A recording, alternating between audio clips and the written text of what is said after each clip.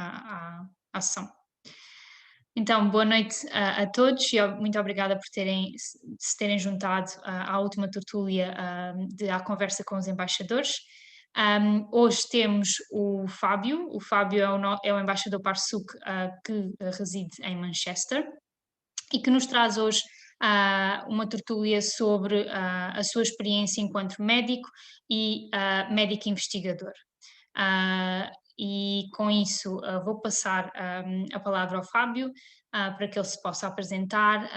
e dar a conhecer a sua experiência. Obrigada, Fábio, por teres disponibilizado o teu tempo para partilhar isto com os nossos membros. Obrigado, Liliana. Deixa-me só ver se eu consigo partilhar o ecrã. Acho que tens que me autorizar, não é? Sim, já pus, agora vê lá se consegues. Ok, perfeito. Diz-me só se consegues ver. Sim, estou a ver o ecrã, sim. E se eu partilhar e mudar slides, funciona? Sim, Perfeito, sim. ok. Não são muitos slides, é super informal, mas é só para me ajudar também a contar um bocadinho a história. Eu sou médico oncologista, trabalho no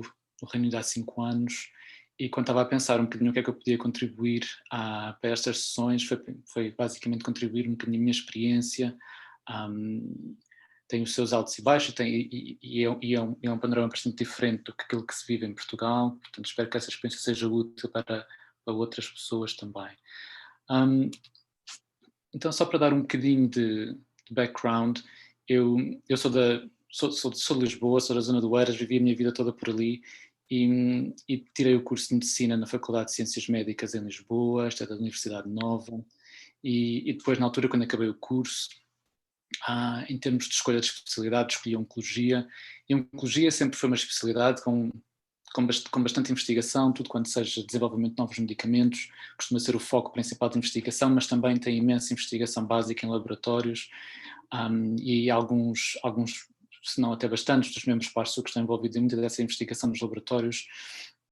Portanto, acho que fui sempre assim um bocadinho bombardeado de uma forma positiva por investigação durante a especialidade, mas não necessariamente experiência enquanto interno com a investigação, porque Portugal, em termos também de acesso a ensaios clínicos, acaba por estar tudo centralizado talvez em hospitais um pouco maiores. Eu, na altura, fiz a minha especialidade nos hospitais centrais em Lisboa, portanto isso foi São José e Capucho, e em termos de oncologia não tínhamos propriamente muita exposição a ensaios clínicos. Eu creio que devo ter visto ou participado talvez em 2, 3 durante toda a especialidade, por isso não era de facto, não havia muita exposição, apesar de quando nós íamos a congressos éramos bombardeados com ensaios clínicos que nunca mais acabavam, mas de facto não tínhamos muita essa experiência enquanto ou durante a formação. E foi por isso que na altura eu achei que eu tinha um interesse, mas não percebia muito o que é que estava a passar ou como é que as coisas eram feitas. E na altura candidatei-me para um programa da Harvard Medical School, que é apoiado pela FCT, e no fundo é um programa de investigação clínica que dura cerca de 2 anos, é bastante competitivo e todos os anos há imensa gente a candidatar-se. Eu só entrei à terceira tentativa quando eu disse que era a minha última, e aconteceu, e acho que é um ótimo programa. Obviamente não é para fazer ensaios clínicos necessariamente, mas dá uma boa estrutura para montar investigação e para desenvolver investigação, quer seja investigator-led ou que seja com as farmacêuticas.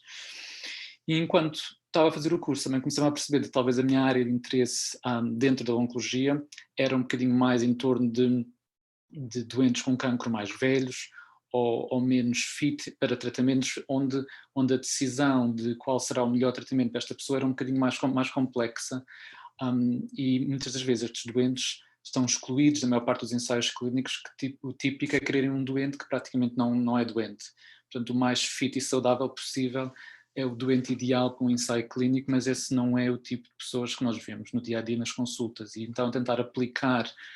esses resultados e essa informação que nós temos dos ensaios clínicos para os doentes que temos à nossa frente é um dilema.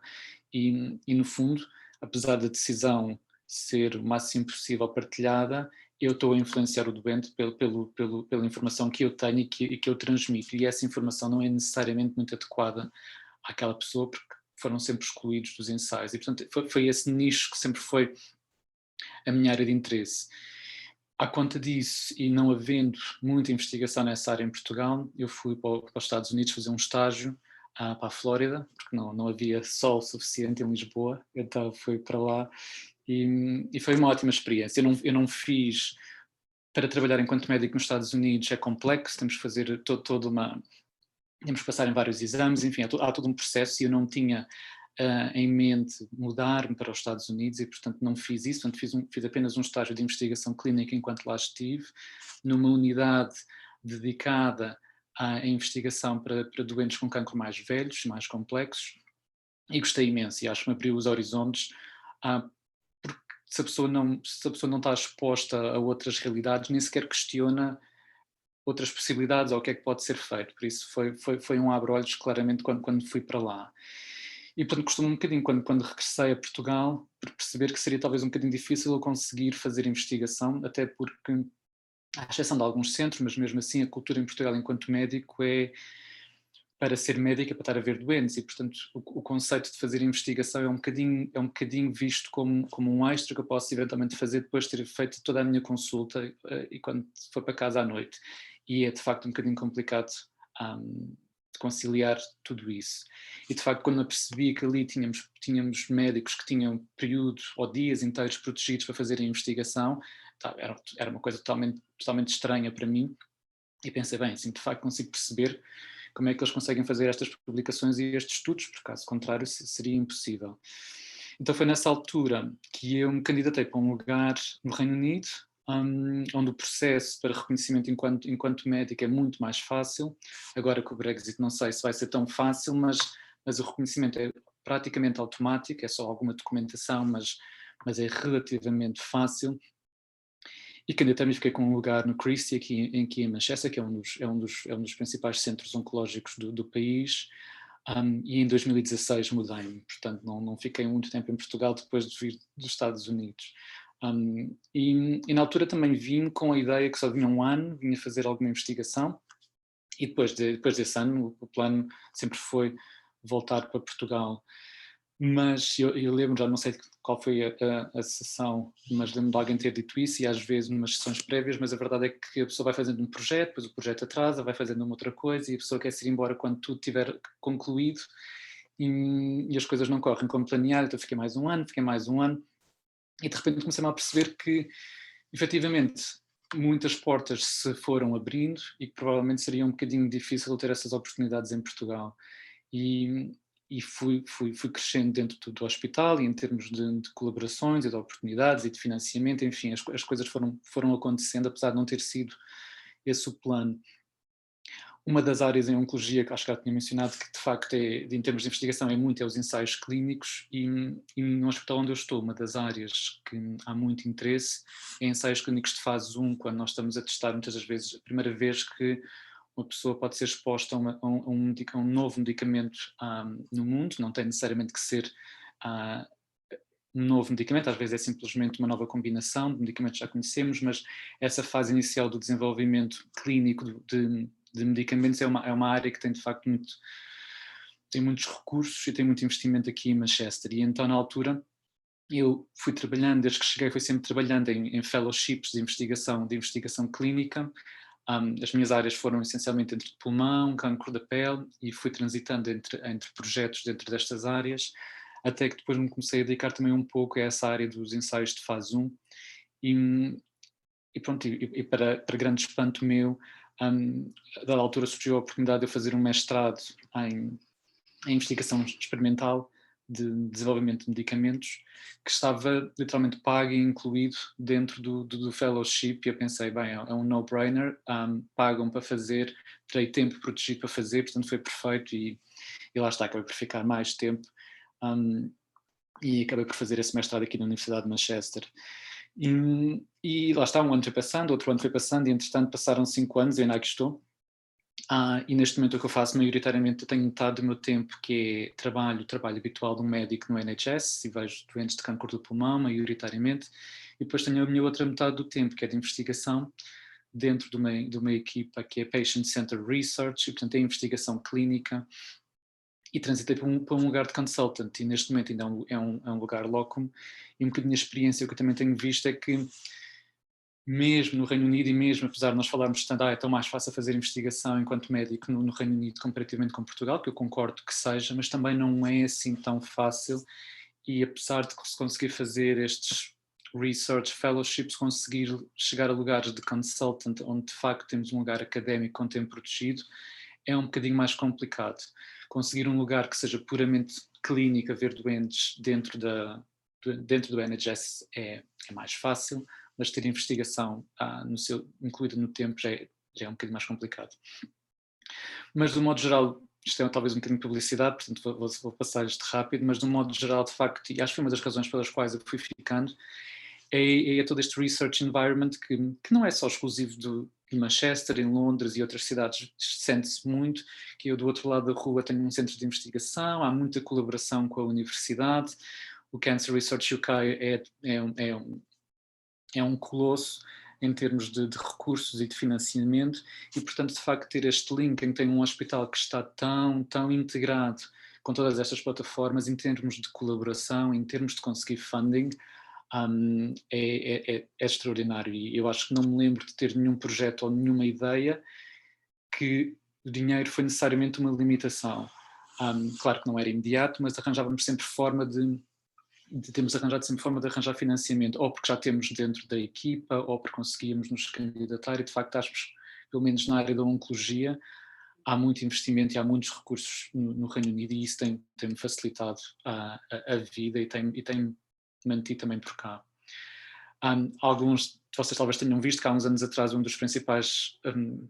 edifícios de investigação aqui do meu hospital herdeu, portanto foi todo um problema, e claro, a inglesa agora há todo um plano espetacular de mais do que duplicar, e deve abrir dentro de um ano ou assim, e de facto vão expandir muito mais em termos de área de investigação, com colaboração. Piso do hospital, desse edifício, que é no hospital, passa a ser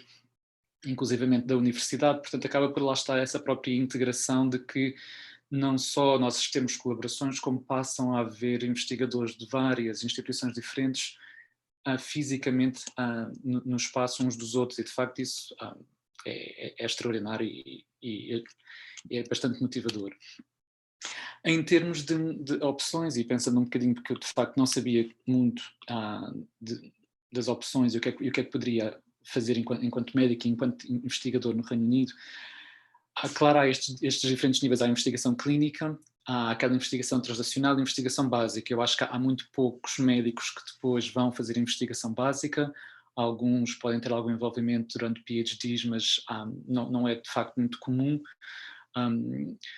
Há muitos que têm de facto um interesse em investigação translacional, acabam por fazer durante o seu PhD, e alguns tentam conseguir umas posições de clinician scientist, mas que são altamente competitivas, que são muito difíceis de conseguir. Eu conheço alguns amigos aqui de Manchester que têm andado a tentar, e percebo que seja bastante difícil de segurar esses lugares. Portanto, a maior parte dos médicos acabam por fazer, que é o que eu faço, investigação clínica, e eu vejo que no fundo há quase duas grandes separações. É a investigação clínica, que é basicamente fazer ensaios clínicos, testar novos medicamentos, e esses pode ser lançado pela farmacêutica, que não é infelizmente, mas é a realidade. Há menos que seja lançado por investigadores ou por grupos académicos, e isso eu diria que a maior parte das pessoas acaba por estar exposta no Reino Unido e em centros um pouco maiores a investigação clínica com ensaios. Mas depois, quando toca a investigação clínica que não seja com ensaio clínico a testar novos medicamentos, implica também todo um suporte em torno que muitas vezes não existe.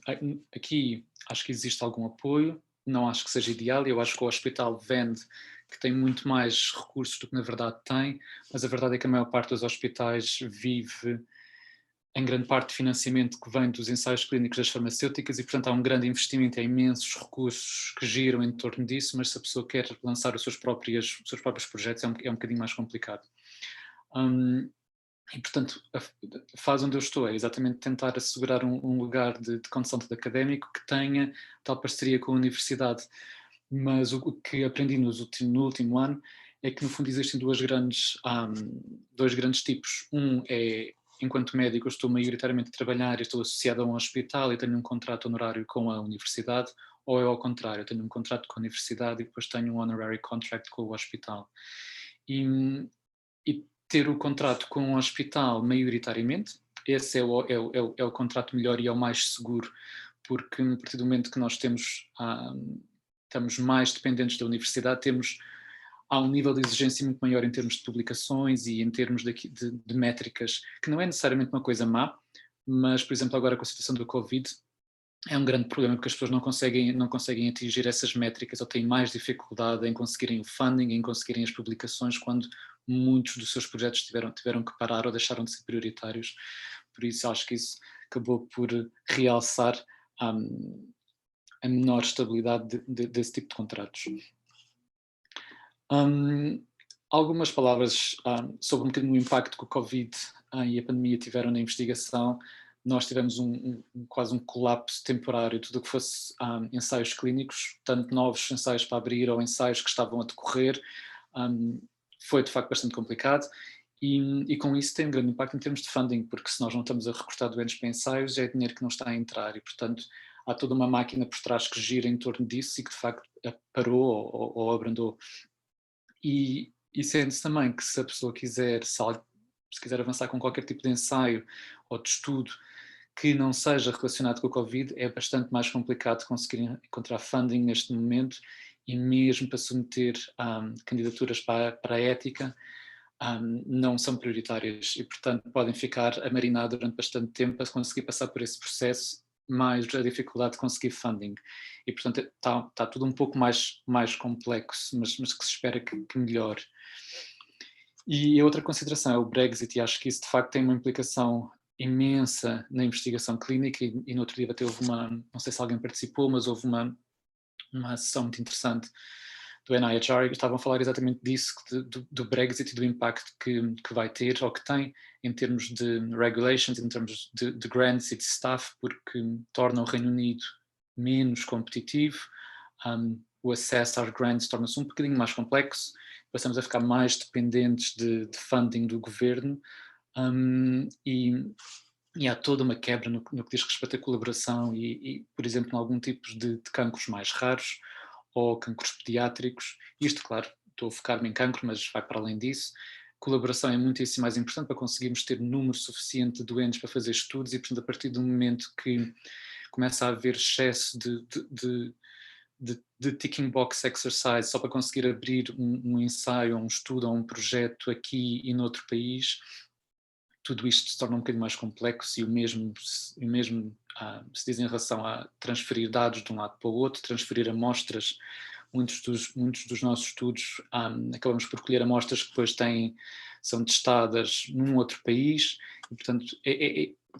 tudo isto se torna um bocadinho mais dificultado, para além de que a migração de investigadores também se torna um pouco mais complexa, mas acima de tudo, e vendo mais pelo meu lado, acho que o impacto que eu provavelmente vou sentir mais vai ser em termos de funding. Acho que vai se tornar talvez um pouco mais complexo, e portanto Covid mais Brexit, tudo se tornou um pouco mais difícil, mas de um modo geral eu continuo super otimista em termos de investigação clínica no Reino Unido, e apesar de não ter um plano a 10 anos necessariamente, mas acho que me imagino a manter-me por cá, a não ser que esta situação se torne muito mais complexa, seja muito difícil de continuar a fazer investigação, porque caso contrário, nesse caso Portugal é um ótimo sítio para trabalhar. E acho que não tinha mais nada nos slides, não. Isto era só mesmo para dar uma noção geral do que eu tenho feito e um bocadinho a minha perspectiva, e qualquer pergunta é bem-vinda. Obrigada, Fábio. Acho que foi uma muito boa introdução ao teu percurso e também à experiência enquanto médico investigador. Então, lançava agora para o lado dos membros, se têm alguma pergunta diretamente para o Fábio. Se quiserem fazer agora uma pergunta, vamos esperar que alguém faça uma pergunta, senão eu avanço. para já, parece que ainda ninguém tem pergunta. Então eu vou lançar a pergunta, Fábio, em relação, aos sistemas de saúde que tu já passaste. Uma vez que já trabalhaste em Portugal, já tiveste a experiência, nos Estados Unidos e agora já tens muitos anos de experiência aqui no Reino Unido, quais são as maiores similaridades e as maiores diferenças entre os sistemas de saúde dos três países, principalmente entre Portugal e o Reino Unido? Porque eu ouço muito falar que o sistema de saúde em Portugal funciona muito bem, mas depois chego cá, às vezes tenho a ideia que aqui até funciona bastante bem, mas depois outras pessoas vêm e dizem que não funciona bem.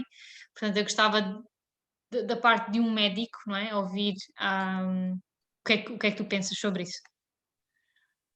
Eu acho que as coisas também mudaram um bocadinho em Portugal nos últimos 5 anos, por isso posso estar a dizer coisas que já não estejam muito corretas. E eu, quando saí, estava a ver muito mais esforço em termos de integração dos sistemas. Eu acho que, enquanto médico, por exemplo, essa é uma das coisas que eu sinto muito,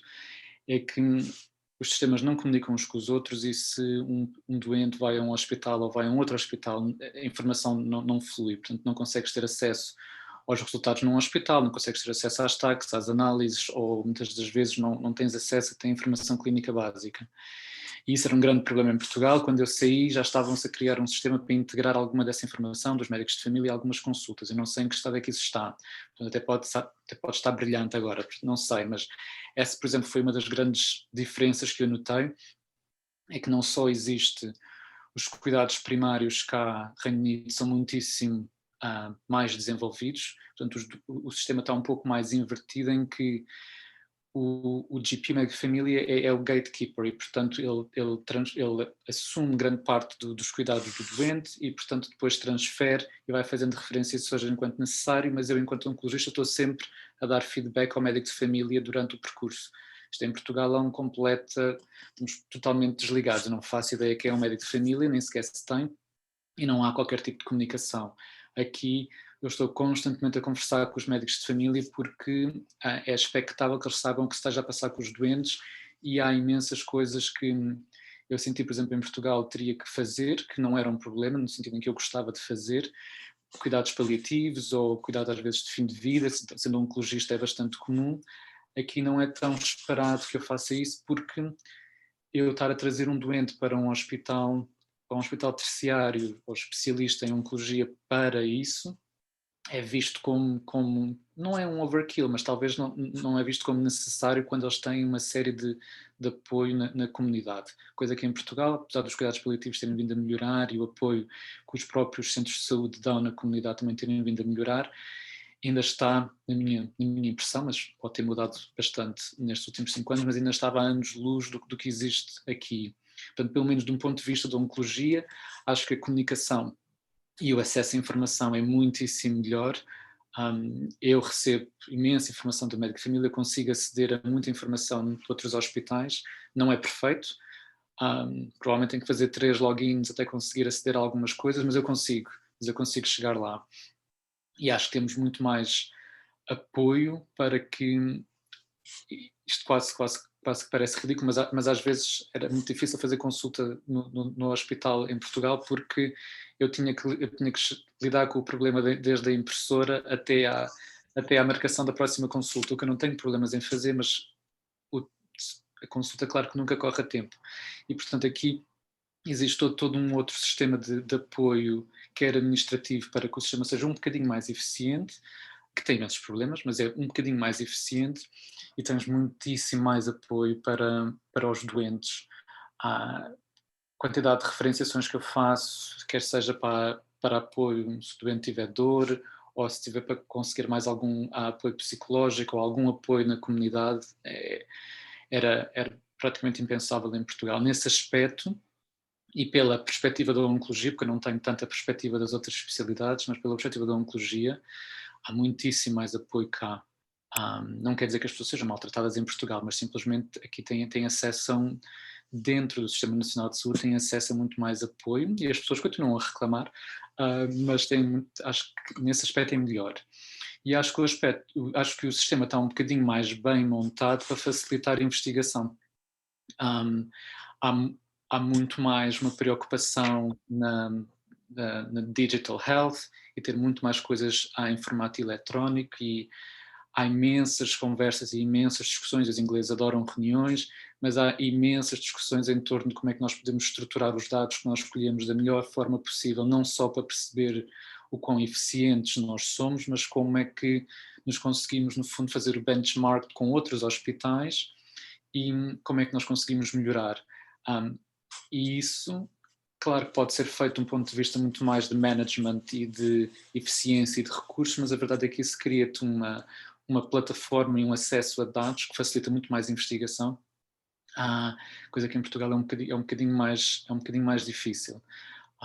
Essas são, assim, talvez as três principais diferenças. E nos Estados Unidos, quer dizer, é um sistema totalmente alien, não é? Comparado com os nossos, torna-se um bocadinho difícil de comparar porque são tão incomparáveis, e não acho que seja de facto um grande sistema, mas se tiveres de facto dinheiro, e no Moffitt, e Flórida em particular, é muito conhecida pelos reformados ricos que imigram depois para lá porque o clima é bom.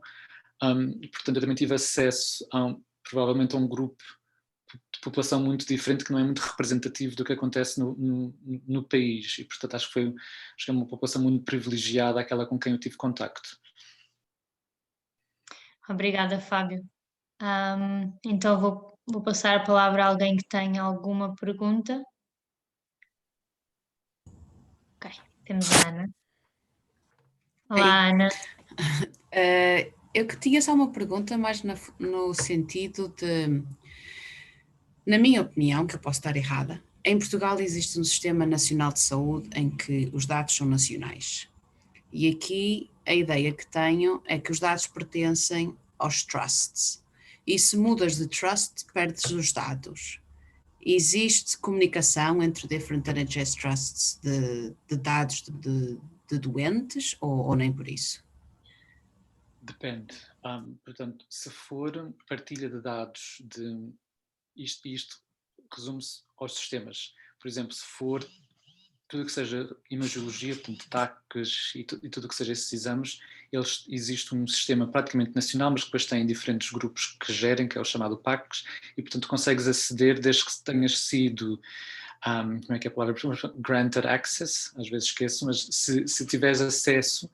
eu consigo estar a ver TACs de alguém que está a fazer uma TAC em Londres. Eu tenho que justificar porque é que eu estou a pedir acesso e provavelmente vão-me negar acesso porque não há uma razão muito justificável para eu aceder a esses dados. Portanto, esses são um bocadinho mais facilitados e há um sistema essencialmente nacional que tens é que pedir acesso para ter acesso às várias trusts. Mas quando depois se entra mais na ficha eletrónica do doente, com os dados clínicos do doente, com as anotações, é muitíssimo mais complexo. Por exemplo, na região de Manchester, e está a ser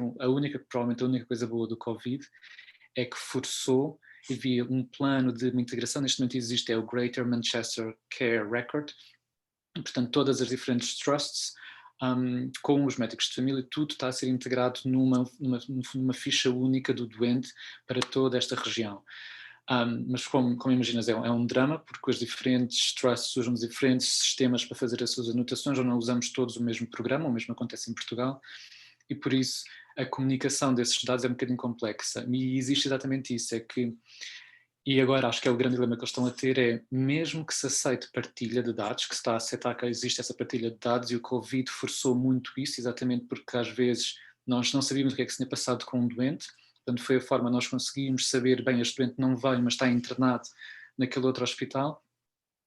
Por exemplo, nós neste momento não podemos aceder a essa informação e usá-la para efeitos de investigação. Portanto, isso não está aprovado. Nós conseguimos neste momento aceder, ainda é um pouco limitado, mas a grande discussão neste momento é: será que os doentes têm um bocadinho como a questão do transplante, será que os doentes estão automaticamente a aceitar until they opt out? E, portanto, há esta grande questão: se nós vamos usar estes dados para fim clínico, então temos acesso desde que os sistemas eletrónicos o permitam. Mas se queres usar esses dados para investigação, essa é que é a grande questão neste momento. E, portanto, para já está encalhado e basicamente não podemos. no futuro eu espero que sim, e que seja à base de os doentes retirarem consentimento se eles proativamente assim o quiserem. Caso contrário, assume-se que eles concordam que esses dados possam ser, obviamente, anónimos, não é? Portanto, não pode vir com dados para identificar as pessoas, mas pelo menos usar os dados para investigação. Ok. E o que é que achas que em Portugal não há a adoção da investigação do clínico investigador? Achas que é uma questão cultural? Não sei, olha, é uma ótima pergunta, não sei. Também nunca me debati muito sobre isso, acho que sempre assumi que era quase que cultural é assim e sempre foi assim, não sei, mas eu temo que, em certa medida, os médicos como um todo talvez não sejam muito... Não sei, talvez não. Eu acho que a maior parte das pessoas, ponto número, acho que a maior parte das pessoas não tem uma formação em investigação. Portanto, acho que a maior parte dos médicos não tem isso como, então em relação à investigação. Portanto, eu acho que as pessoas nem sequer consideram isso. Portanto, não é um tópico de conversa muito frequente de todo. Acho que se tem tornado um tópico de conversa mais recentemente, e acho que aquele curso de Harvard tem levantado muitas questões, porque está a haver um investimento do país, porque o país está a investir e a pagar à Harvard Medical School para formar médicos investigadores, e as pessoas depois, por outro lado, e eu notei isso durante o programa, e o programa dura 2 anos, e portanto há um certo overlap entre o ano prévio, e tu percebes que há muita gente que está ali e que ou vai para o estrangeiro por períodos, portanto vê-se que a maior parte das pessoas continua a ter que circular para além de Portugal se querem avançar, e porque não encontram de facto muitas opções. Eu acho que provavelmente é o ambiente ou a falta de formação na área de investigação que faz com que os médicos mais velhos, que teriam mais poder provavelmente para fazer essa mudança cultural, não estão muito interessados. Mas eu acho que esta nova geração de médicos, há muita gente interessada, como eu digo, o programa é altamente competitivo, é difícil conseguir entrar, e eu acho que essa geração vai começar a puxar nessa direção, porque as pessoas de facto têm interesse, e eu acho que talvez não pela melhor das razões, mas vai começar a haver muito mais pessoas interessadas em investigação, em algumas áreas, a oncologia é uma delas, mas mesmo noutras, porque muita investigação, se for inclusivamente com farmacêuticas, traz muito dinheiro. E a verdade é que a partir do momento que traz dinheiro, vai trazer mais recursos à tua equipa, e é uma coisa que quando eu saí de Portugal eu me perguntava, mas porquê é que de facto não existe um maior investimento? Porque seria uma forma de financiar pelo menos parcialmente alguns serviços que os hospitais poderiam passar a ter e a gerir, e eu vi esse dinheiro a entrar nos capuchos na altura, dos poucos estudos que tiveram lá enquanto eu fiz a formação, e fazia um bocadinho de confusão, porque Portugal não estava a investir mais nisso e os hospitais não estavam a investir mais nisso, porque era, não sei, na minha cabeça eu pensava, bem, é um acesso que os doentes têm a tratamentos e é dinheiro que está a entrar, portanto são coisas boas, mas efetivamente tem que haver toda uma estrutura por trás para que os hospitais possam fazer essa investigação, e o que não acontecia, e aconteceu várias vezes, é que nós até às vezes nos candidatávamos enquanto centro, mas chumbávamos porque não tínhamos os recursos que eram necessários para avançar. Portanto, eu acho que para se montar isso implica que de facto os médicos que ocupam posições de mais poder, que são essencialmente médicos mais velhos, que vão sendo progressivamente substituídos, ou pelo menos convertidos à investigação, para que eles façam essas mudanças, porque se não tens esse ambiente, enquanto um médico júnior que tem imensa vontade e que até faz cursos, é muito difícil tu conseguires ir contra um sistema que não reconhece isso e que te vai dizer, tá, mas eu tenho doente, eu contratei para ver os doentes na consulta, não me podes dizer agora que vais estar a ler. É complicado, mas eu acho que está a melhorar, e acho que nos próximos anos vai ser uma grande mudança, porque é toda uma geração que vê a investigação de uma forma diferente. Obrigada. Penso que o Samuel, obrigada Fábio pela resposta, e o Samuel acho que tem uma pergunta, ele levantou a mão. Sim, olá, obrigado Fábio. Eu queria te perguntar uma coisa também sobre a partilha, o uso de dados do NHS. Na minha área, que é uma área mais comportamental, trabalho como investigador aqui no Reino Unido também, já sabemos que quando queremos usar dados do NHS é um processo muito longo e muito frustrante.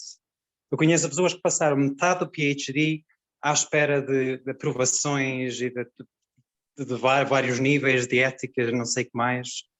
E eu pergunto-me até que ponto é que isso será necessário, até que ponto é que não é demasiado. E então estava-me aqui a perguntar como é que é para ti no teu caso. Imagino que seja mais fácil, porque como já estás dentro do NHS, não tenhas que passar por isso, mas talvez pudesses dizer alguma coisa sobre isso?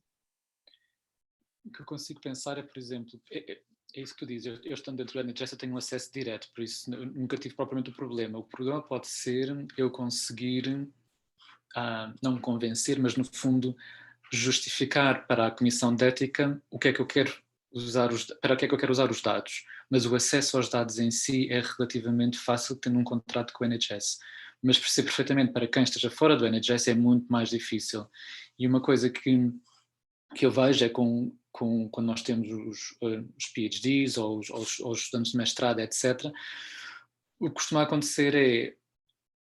isto também pode ser uma realidade muito de Manchester e pode não ser aplicável a todos, mas existe uma grande proximidade entre a Universidade de Manchester e o meu hospital e vários hospitais da região. E o que acontece, essencialmente, é que a partir do momento que iniciam o projeto ou o que quer que seja, têm sempre um ponto de contacto, e isso é a minha impressão, é que isso facilita imenso ter um ponto de contacto no NHS, alguém que vai ser mentor ou tutor que esteja envolvido com o projeto e que vai no fundo apoiar que essa pessoa tenha um contrato honorário com o hospital. A partir do momento que têm isso, podem começar a aceder a dados, têm que ser dados anónimos e nós, por exemplo, eu não posso mandar um e-mail para o e-mail da universidade com dados, portanto eu só posso transferir dados clínicos mesmo, que não tenha nome do doente, não tem nada disso, eu só posso enviar para um e-mail do NHS, da única forma que esse estudante ou essa pessoa que queria fazer um projeto com dados do NHS, a única forma que eu tinha de lhes transferir dados era que essa pessoa efetivamente tivesse um e-mail do NHS. Tudo exatamente por causa da proteção dos dados. Portanto, a não ser que a pessoa, a não ser que tu ou quem quer que fosse tivesse um ponto de contacto nesse hospital para que facilitasse esse tal contrato, para que depois tivesse esse e-mail, esse é um dos aspectos. E depois, pronto, claro, isso é a questão da ética, mas a questão de passar pela ética é um bocadinho mais, eu diria, mais standard. As perguntas vão ser colocadas independentemente de tu, enquanto uma pessoa que não trabalha no NHS, ou eu, enquanto uma pessoa que trabalha no NHS, nós vamos ser alvo das mesmas perguntas. Portanto, isso não é tanta questão, mas o acesso aos dados, sem dúvida que para quem trabalha fora do NHS, fica dependente de ter alguém no NHS. Caso contrário, pode-se esperar imenso tempo até conseguir ter acesso a qualquer dado.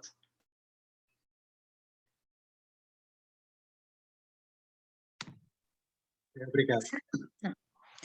É só confirmar se tinha respondido. Queria perguntar se mais alguém tem alguma pergunta. Se tiver, avançamos para ela. Se não, eu posso ainda acrescentar. Uma vez que ninguém diz nada, então eu vou avançar com a pergunta que eu tenho, que é, primeiro, queria que me dissesses mais ou menos o que é que um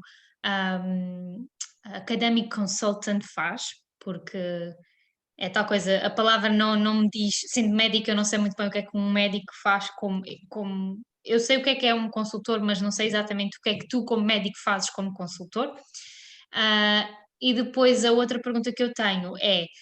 se o teu grupo de investigação, neste momento, é exclusivamente formado por médicos, ou se tens pessoas com outros backgrounds que não seja a medicina. Isto porquê? Porque, como é óbvio, eu concordo que as equipas têm que ser multidisciplinares e, por exemplo, eu no meu grupo de investigação, nós somos muitos, mas eu, por exemplo, tenho 2 médicos a fazer um PhD, é um PhD translacional, não é em ciência básica, mas é engraçado, quando eles entraram para o meu grupo, foi engraçado eu ver a adaptação deles, não é, à investigação e efetivamente eles integraram super bem, mesmo se calhar nunca tendo estado num laboratório a fazer aquelas experiências um pouco mais detalhadas, mas queria-se perceber também que se a tua equipa é formada por diferentes tipos de cientistas ou exclusivamente por médicos? Ok, então, respondendo à primeira, e a primeira pergunta talvez ajude-se a explicar a estrutura. No fundo, enquanto interno, aqui chamam-se os registrars, quando acabas a especialidade, as tuas hipóteses são ou trabalhares enquanto um fellow, e fazem seus fellowships, e pode ser um fellowship que pode ser meramente clínico ou de investigação. Eu fiz um de investigação e com frequência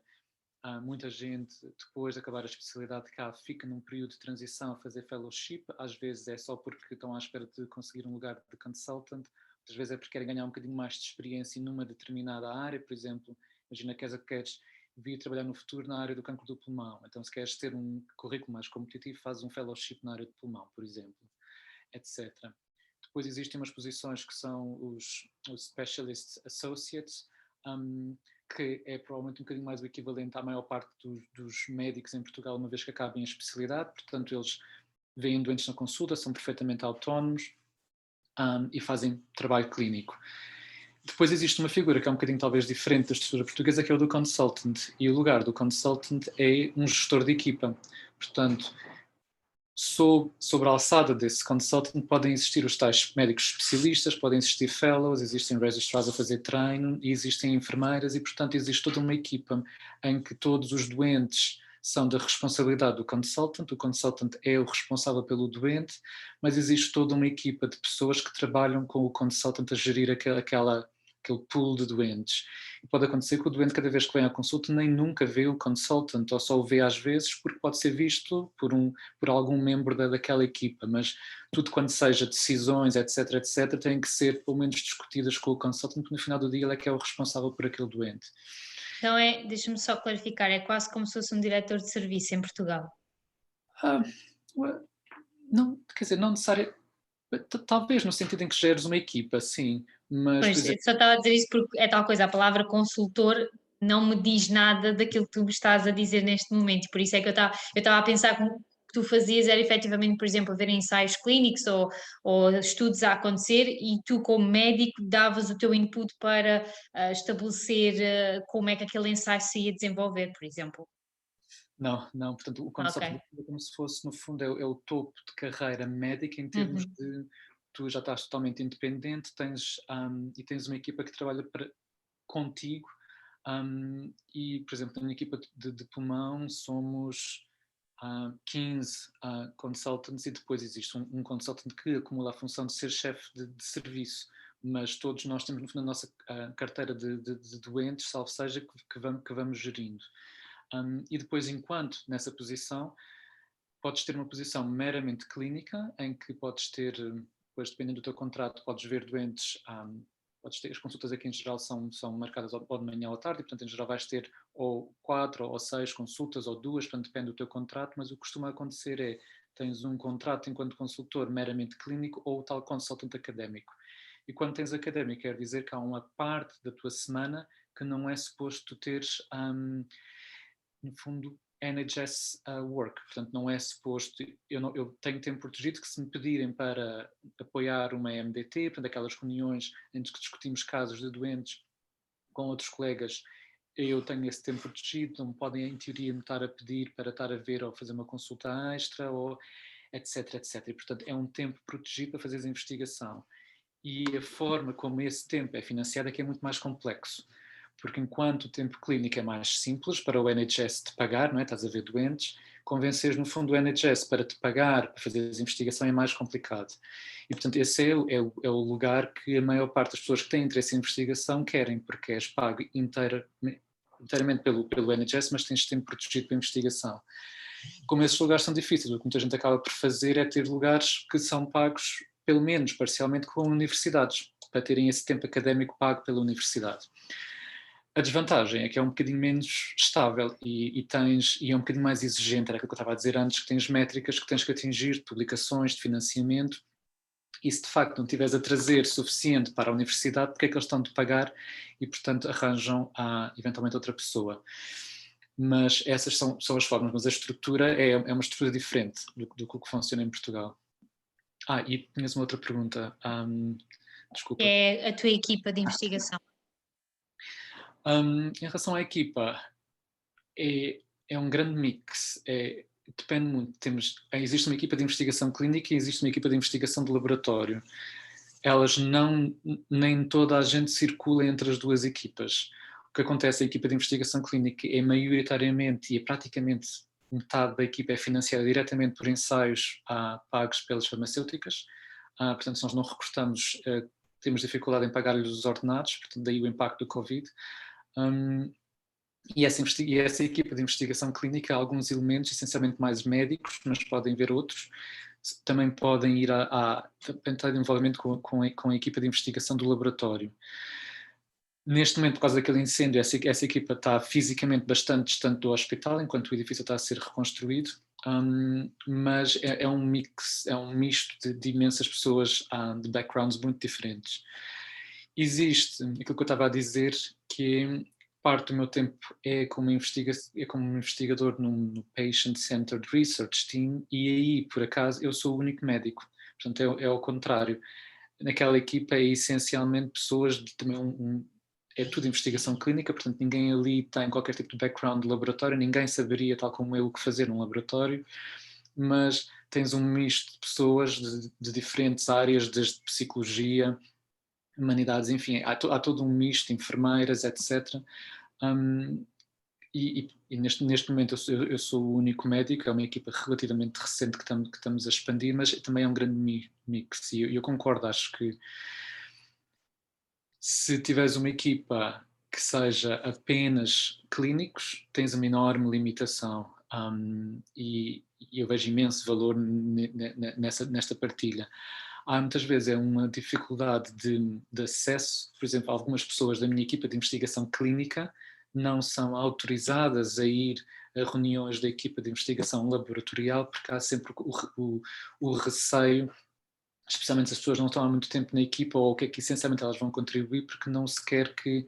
as ideias possam ser disseminadas, e portanto é um acesso muito restrito às nossas equipas de laboratório, enquanto as nossas reuniões e tudo o que seja com a investigação clínica é muito mais aberta. A impressão que eu tenho tido ao longo dos anos é tudo o que seja investigação laboratorial na área da oncologia, o acesso é muitíssimo mais restrito, portanto as pessoas não são necessariamente muito bem-vindas e tens que provar porque é que ali estás e o que é que estás a trazer, porque há sempre esse receio de eventualmente ideias e projetos sejam ser discutidos, depois possam ser partilhados com outras pessoas e outras equipas, e eventualmente a competição, e eu percebi-me que a competição nos laboratórios é um bocadinho mais Mas supostamente vocês são da mesma equipa, certo? Ou não? Não, nós Ok. trabalhamos em parceria. Ok, Mas ok, então nesse sentido faz sentido. Eu estou a dizer isto porque eu compreendo, não é? Estando num grupo de investigação, eu compreendo isso, mas ao mesmo tempo também acho que seria ótimo haver sempre a tal consultoria com médicos, porque eu acho que nós em laboratório fazemos muita coisa que de facto no final acaba por não ser assim tão útil para a clínica. E se calhar se trabalhássemos mais em colaboração com médicos, se calhar seria mais fácil arranjar estas técnicas que são mais que possivelmente poderão ser aplicadas depois na clínica. Eu noto isso porque trabalho num laboratório em que efetivamente falamos sempre em aplicabilidade na clínica, mas depois no final efetivamente muito pouco vai para a clínica. Eu acho que, por exemplo, que os nossos estudantes e pós-docs médicos que nós temos na equipa fizeram neste momento foi criar uma equipa interna de consultoria médica, no sentido em que se há algum tema médico que os nossos investigadores que não são médicos queiram ter acesso, ou queiram perceber como é que na clínica funciona e o que é que já existe na clínica, etc, etc, nós contactamos com eles e eles fazem essa pesquisa por nós e dão-nos esse feedback, exatamente porque há muita coisa que se produz em investigação básica, que se não for articulada com as necessidades médicas, acaba por ser dinheiro, entre aspas, jogado ao lixo. É óbvio que há sempre conhecimentos que se podem retirar daí, mas nós sabemos o quão importante é para desenvolver certas tecnologias para certas doenças, como por exemplo o cancro. Portanto, é óbvio que se trabalhar em parceria é muito melhor, e com o mix de equipas, como a gente estava a dizer. Sim, e por exemplo, uma coisa, eu concordo inteiramente, às vezes o que acontece, inclusivamente, apesar de lá estar, nós fisicamente estamos agora separados por causa do incêndio e temos estado há uns anos até que seja reconstruído. Mas muitas vezes o que acontece é, quando participo nas reuniões, lá está, sou franco, às vezes a única coisa que eu estou a apreciar é as cores dos gráficos, porque eu não estou a perceber o que é que estamos a falar, porque é uma linguagem bastante diferente e às vezes não consigo acompanhar, mas o mesmo acontece ao contrário, às vezes eu estou a falar de coisas que depois as pessoas do laboratório não sabem o que é que eu estou a dizer. Mas encontrar aquela ponte e encontrar essas perguntas faz toda a diferença, e muitas das vezes nós iniciamos projetos em que estamos a fazer em colaboração, em que eu trago a parte clínica, em que, por exemplo, eu encontro os doentes para conseguirmos escolher as amostras, que depois vão para o laboratório, e eu contribuo também com os dados clínicos, para que depois os modelos, os CDX, o que quer que possa ser feito com aquelas amostras que nós escolhemos com os doentes, eu faço a ponte clínica, eu aos meus colegas. E uma coisa que nós sentimos imenso é que desde o incêndio, o facto de simplesmente, de fisicamente nós estarmos separados, teve um impacto imenso, porque nós não nos cruzamos no corredor, não está à distância de ir bater ali à porta e ter uma conversa, passou a ser tudo muito mais formal, temos que marcar uma reunião, temos que marcar um calendário, e a verdade é que se perde imenso dessa sinergia de simplesmente estarmos todos próximos e comunicar, porque eu concordo e vejo por colegas meus que estão a fazer PhDs translacionais, e é o que eles dizem, que não percebem, uma vez exatamente tendo um pé em cada lado, não percebem porque é que nós não fazemos isto com mais frequência. Eu não fiz um PhD desses, portanto não tenho essa experiência, mas vejo por os colegas, eu concordo inteiramente com o que estás a dizer. Obrigada, Fábio, novamente pela tua resposta. Queria perguntar se mais alguém tem alguma pergunta para o Fábio. Já estamos a poucos minutos do fim da sessão, por isso, se quiserem fazer alguma pergunta, têm a oportunidade agora para a fazer. Estava a ver se alguém ligava o microfone, mas parece que não. E, sendo assim, queria só agradecer em meu nome e em nome da Parsup pelo teu tempo disponibilizado para partilhares aqui o teu conhecimento e a tua experiência enquanto médico investigador, e desejar-te continuação, não, melhoramento das condições de trabalho neste momento, para que possas começar a ter acesso a mais data para a tua investigação, e também para que os estudos e ensaios clínicos possam recomeçar agora com o melhoramento da situação da pandemia. E sem mais demoras, vou então terminar a sessão e desejar uma boa noite a todos, sem antes deixar-vos dizer que esta quinta-feira temos o quiz, que foi organizado pelos nossos embaixadores, e que estão todos convidados a participar. Basta simplesmente registarem-se da mesma forma que se registaram para a sessão, e só para dizer que vai ser engraçado e vai ser divertido, e por isso, se quiserem passar um bom momento e ter a oportunidade de falar com alguns dos membros que estiveram presentes nestas tertúlias, não hesitem em juntar-se. E pronto, o resto de uma boa noite e até quinta. Deus, obrigado.